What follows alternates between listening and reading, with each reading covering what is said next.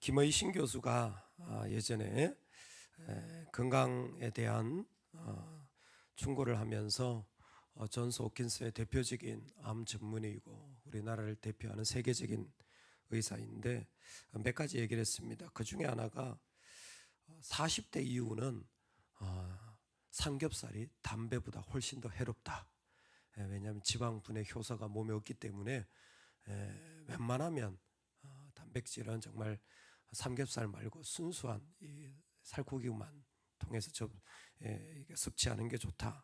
그리고 웬만하면 2개 정거장은 걸어서 내릴 수 있도록 미리 내려라.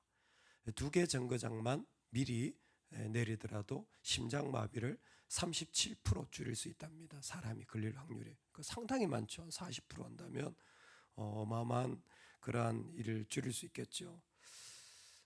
상당히 평생 동안 그 암을 치료하면서 가지고 있는 나름대로의 예방책이 중요하다라는 것을 말하는 것일 것입니다. 그 얘기를 들으니까 참 그런가 보다라는 또 생각이 들어요.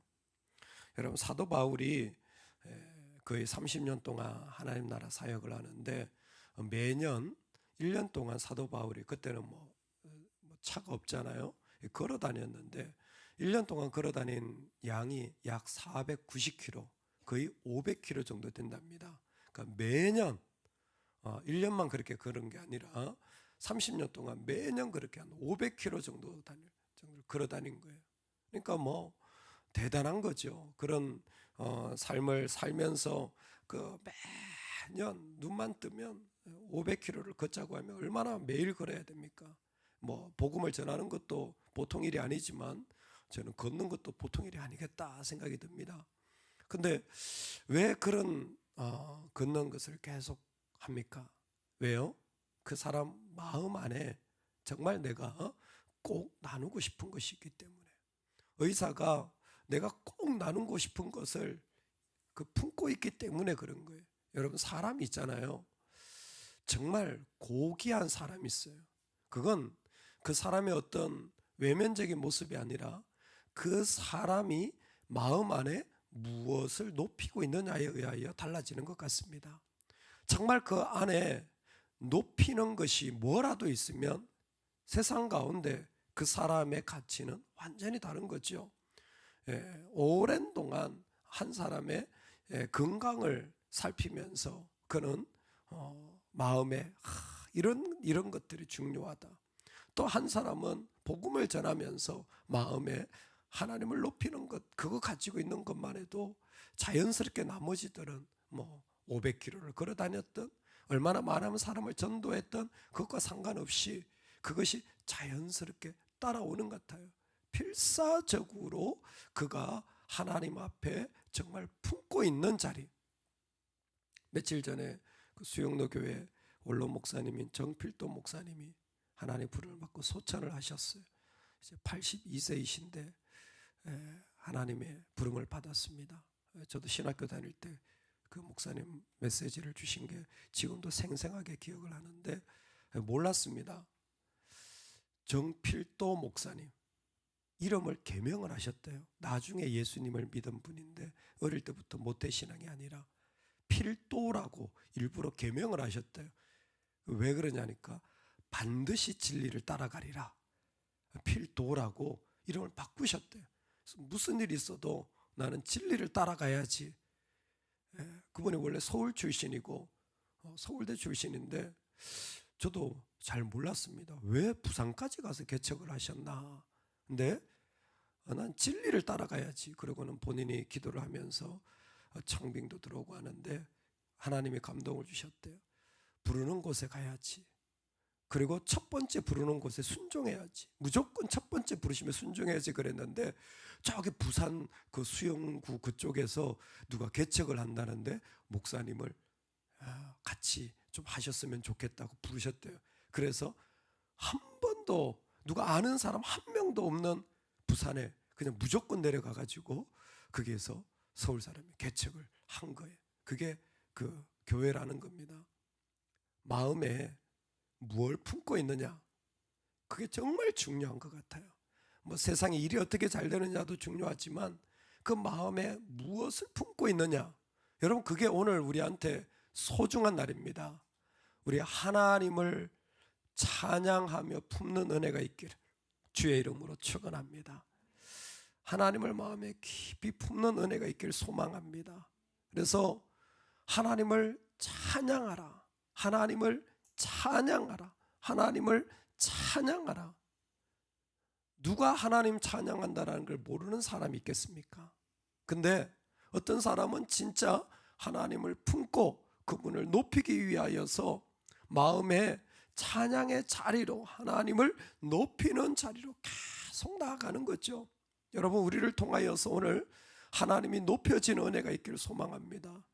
있잖아요, 소중한 사람이 있으면 자꾸 높이고 설명하고 존중하고 자꾸 그분을 얘기하잖아요. 근데 우리 하나님을 그랬으면 좋겠어요. 하루를 지내면서 하나님이 우리를 통하여서 정말 높임을 받으시고 얼마나 좋은 분인지, 얼마나 귀한지 우리가 그 가운데서 선포할 수 있으면 좋겠습니다. 할렐루야. 왜 하나님을 높여야 되느냐 한다면 오늘 시편 47편이 세 가지를 이유로 됩니다. 영어 성경이 있으면 조금 더 쉽게 설명할 수 있는데, 영어의 for라는 말이 because라는 말과 같이 왜냐하면이라는 말이 되거든요. 그렇게 딱 보면 눈에 확 들어오는데 2절, 7절, 9절입니다. 하나님을 외칠지어다. 왜냐하면 지존하신 여호와는 두려우시고 온 땅에 큰 왕이 되시기 때문이다. 하나님은 두려우시고 놀랄 만한 분이기 때문이다 라는 거죠. 그리고 7절에 보면 하나님은 온 땅에 왕이시기 때문에 우리는 그 하나님을 찬송해야 됩니다. 두려운 분일 뿐만 아니라 온 땅의 왕이신 거예요. 그리고 9절에 보면 모든 세상의 모든 방패가 하나님의 것이기 때문에, 모든 방패가 하나님의 것이기 때문에 우리가 하나님을 찬양합니다. 이 이야기 속에는 어떤 말이 있냐면 정말 하나님이 이 땅에 왕이 되시고 그분이 다스리는 다스림 아래에 우리가 있어서 우리가 살아가는 어떤 삶의 모든 것들도 하나님이 간섭하시고 보호해 주시고 인도해 주신다는 의미를 시편 기자는 그대로 고백하고 있는 겁니다. 즉 내 마음의 자리에 진정으로 나의 왕이 계신데 그 왕이 바로 나의 하나님이라는 거예요. 그 하나님에 대한 이야기를 그렇게 우리나라 사람들이 제일 잘할 것 같아요. 우리나라 사람들이 정치적인 분들이잖아요. 얼마나 자기가 지지하는 정당에 대해서 열렬한지 아주 그냥 피를 토할 정도로 우리는 끝까지 지지하고 그 이야기를 항상 쉼없이 얘기를 하잖아요. 근데 그 정도가 아니라는 거죠. 이 온 세상의 왕이신 하나님을 나는 찬양하길 원한다라는 겁니다. 그런데 이 찬양을 통하여서 이 사람이 이렇게 선포하는 이유가 뭐냐면, 가끔 우리는 어떤 마음이 드냐면 내가 무슨 찬양할 이유가 있어 라는 마음이 드는 거예요. 누가? 이방인들이. 택한 백성들은 우리는 택함 받았으니까, 우리는 서클 안에 있으니까 라는 마음이 들지만, 이방인들, 그렇게 은혜를 받지 못한 자들, 뭔가 축복을 받지 못했다고 하는 자들은 그런 느낌이 안 들잖아요. 내가 뭐 하나님 높일 이유가 별로 없는데, 요즘 말로 하면 내 삶이 이렇게 힘든데 무슨 하나님을 높일 이유가 있습니까? 내가 무슨 하나님께 나아가서 그렇게 하나님이 좋은 분이라고 얘기할 게 뭐가 있겠습니까? 아니라는 거예요. 그래서 처음부터 만민들아요. 만민들아. 놀랍죠? 나의 백성들아, 이 정도가 아니라 만민들아, 아예 유대인과 이방인을 다 포함해서 이 땅의 모든 사람들이 하나님을 찬송하라고 도전하는 겁니다. 그 이유는 분명한 거예요. 하나님이 놀라우신 분이기 때문에, 하나님이 왕이시기 때문에, 하나님이 방패가 되어 주시기 때문이라는 겁니다. 과연 이 이야기가 얼마나 다가올까요? 과연 이방인들에게 하나님이 왕이시라는 말이 얼마나 깊이 다가올까요? 잘 모르겠습니다. 하지만 이야기는 어떻습니까? 찬송하면, 하나님을 높이면 그 사람이 어떤 상황에 있든 하나님의 상속자가 되어져요. 그 사람이 어떤 자리에 있든 찬송한다면 그 사람은 하나님의 영광과 은혜의 상속자가 되어집니다. 하나님의 가지고 계신 놀라운 축복의 자리, 찬송하고 하나님을 높이는 그 사람을 통하여 하나님이 그 일을 주신다라는 거예요. 5절, 하나님께서 즐거운 함성 중에 올라가시며 여호와께서 나팔 소리 중에 올라가시도다. 아멘. 하나님께서 즐거운 함성 중에 올라가시며 여호와께서 나팔 소리 중에 올라가시도다. 이게 어떤 이미지냐면 다윗이 법궤를 메고 다윗 성에 올라가고 있는 것을 표현하는 이미지입니다. 그런데 다윗이 하나님의 법궤를 하나님의 도성에 딱 이제 안치하면서 올라가며 즐거워함으로 소리 지르는 거 있잖아요. 뭐예요? 이 일이 다윗의 이야기일 뿐만 아니라 너희가 하나님을 찬송한다면 너희가 바로 그 다윗의 약속의 자손, 후손이 되어져서 그 놀라운 영적인 축복, 하나님의 축복의 자리를 이어받을 것이라는 겁니다. 여러분, 진짜입니다. 하나님이 하나님을 높이는 자를 통하여 이 땅에 자신을 드러내시고 자신의 놀라운 영광을 드러내시며 하나님의 아름다움을 그 높이는 사람을 통하여서 이 땅 가운데 선포하시는 거예요. 그러니까 그 사람이요, 이 땅 가운데 존귀함을 받는 거예요. 존귀함을 받는 것은 그 사람의 돈이나 실력이나 뭐 외모 때문이 아닌 거예요. 그 사람 안에 그가 무엇을 높이느냐에 따라서 그 사람이 존귀함을 받는데, 하나님의 백성은 뭐예요? 하나님을 높일 때 하나님 반드시 코헤어 하나님의 공동 상속자로 그를 세워서 그를 올려주시는 거예요. 하나님이 높임을 받으실 때 그도 그 가운데서 높임을 받는 거예요. 여러분, 그래서 가장 우리의 마음이 정말 귀할 때가 언제냐면 순전한 마음으로 하나님을 찬양하고 순전한 마음으로 하나님을 예배하러 나아가면요, 그 일들을 통하여서 하나님이 계속 그 사람을 높이는 자리로 올려주시는 거예요. 하나님이 계속 높이는 자리로 올려주시는 거예요. 내가 그런 자리에 있을 수 없는데 하나님이 그 자리에 세우시고 또 세우시고 또 세우시는 거예요. 뭐를? 그 사람의 자격이 그만큼 됐기 때문에 아니에요. 그 사람이 하나님을 높이는 그 자리에 섰기 때문에 하나님이 그 사람을 통하여서 높임을 받으실 때에 하나님은 그 사람을 하나님의 상속자로, 다윗의 약속의 후손으로 보시는 거예요. 그렇기 때문에 우리가 어디에 있든요, 다른 건 못해도 내 안에 품은 내 하나님을 높인다면 하나님이 그 사람을 존귀케 하여 주시는 거예요. 요즘 저의 기도 제목입니다. 말씀을 들으면서 같이 기도해 주세요. 최근에 미국에 있는 고든 코넬에서 전화가 왔어요. 가장 어쨌든 지금 21세기 제일 좋은 신학교 가운데 하나거든요. 근데 작년부터 고든 코넬이 준비하는 게 있었는데 한국의 목회자들을 위한 프로그램을 준비하고 있습니다. 근데 상당히 좋은 프로그램을 준비했어요. 최고의 교수들과 그리고 누구라도 접근할 수 있도록 프로그램을 개방을 했습니다. 처음 있는 일이에요. 그 학교가 세우고 사실은 콧대가 좀 높거든요. 근데 완전히 한국 목회자들을 섬긴다라는 마음으로 프로그램을 준비하고 이제 여름에 론칭을 합니다. 아마 이제 광고도 나오고 할 거예요. 뭐 같이 이렇게 기도하고 나눴는데 목사님들은 딱 인원도 정해져 있어요. 리더들 중심으로. 나중에 이제 평신도도 하겠지만 28명 정도만 이렇게 뽑아가지고 거기에서 이제 훈련하고 공부하고 4학기, 1년에 4학기 쿼르제라고 하거든요. 그렇게 이제 훈련하는 거예요. 전화가 왔어요. 뭐 이런저런 얘기를 하다가 그 목사님들의 멘토가 필요하다. 목사님들의 목사가 필요한데 저보고 그걸 해달라는 거예요. 그래서 제가 안 한다고. 제가 좋은 교수님도 아는 친구들도 많고 또 좋은 목사님들도 있으니까 추천했어요. 한참을 들으시더니 그 중에 추천한 한 분은 본인이 컨택을 하겠다.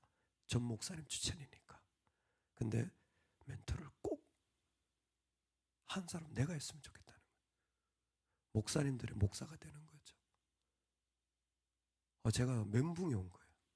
너무 영광스럽지만 한 번도 생각해보지 않았을 뿐만이 아니라 과연 이 일을 하나님 왜 나한테 말씀하시나. 그래서 우리 지난주에 청년들한테 기도 부탁을 했어요. 야, 너희들 어떻게 생각하니? 그랬더니 한 녀석이, 목사님 무조건 하세요. 무조건 할 문제가 아니다. 나는 이게 내 목회와 교회를 섬기는데 유익하다면 모르겠지만, 그리고 이게 나하고 어떤 의미가 있는지, 하나님 나라 어떤 의미가 있는지 알기 전에는 답하기가 어려울 것 같다. 그래서 지금도 유보시켜놨어요. 잘 모르겠습니다. 저는 가능하면 빼고 다른 사람이 하면 좋겠습니다. 저는 목회해야 되니까. 개인적으로는 뭘 하든 안 하든 참 영광스럽다라는 생각이 들었어요. 한국 목사님 중에 딱 2분을 뽑거든요. 근데 미국 사람들이 일할 때요, 우리나라 사람들처럼 정으로 하지 않습니다. 미국 애들은 대단히 분명한 조건이 있어요. 까다로워요. 제가 일해보면 알아요. 허술한 것처럼 보여도 진짜 까다로워요. 그리고 그 조건을 반드시 만족을 시켜야 돼요. 학교 입장에서는 어쩌고 해가지고 그 중에 아마 고른 것 같아요. 영광스럽죠. 저는 개인적으로 대단히 영광스럽다는 생각이 들었습니다. 농사꾼 아들이 태어나가지고 하나님 말씀 전하는 것만 해도 영광스러운데, 그런데 초청을 받고 부르심을 받는 것 다 하나님 때문이라고 생각이 들어요. 여러분, 우리가 이 땅에 살아가면서 하나님이 지금 우리를 영광스러운 자리에 세우신 거 아닙니까? 이만큼 주님을 높이는 자리에 있는 것, 이만큼 내가 하나님의 은혜를 누리는 것, 이만큼 주님 앞에 가까이 가는 것, 다 하나님이 주신 것 아닙니까? 그 모든 것이 다 하나님의 은혜 아닙니까? 그런데 있잖아요, 찬양하라는 거예요. 왜? 앞으로 주실, 하나님이 상속시켜 주실 더 큰 은혜가 예비되어 있기 때문인 줄로 믿습니다. 앞으로 하나님이 이전의 수치가 아니라 그 가운데 하나님 주실 더 큰 은혜가 있기 때문에 너는 하나님을 높이라는 거예요. 누구에게? 고라 자손들에게. 고라 자손들이 실제로 경험하고 또 경험하고 또 경험하고 있는 일이에요.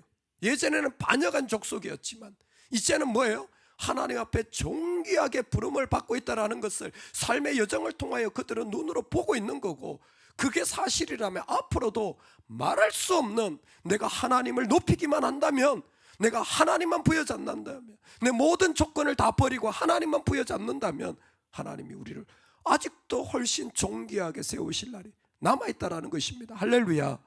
오늘 하나님을 높이십시다. 내가 500km를 걸어다니던, 이렇게 하면 건강이 좋아진다고 말하던 내 안에서는 정말 하나님을 말하고 싶은, 정말 그 하나님을 높이고 싶은, 정말 그 하나님을 찬양하고 싶은, 정말 그 하나님을 이 땅 가운데서 선포하고 싶은 그 마음이 우리 가운데 가득할 때 하나님이 예비한 그 복의 상속이 우리 모두에게 임하기를 간절히 축원합니다. 아멘, 아멘.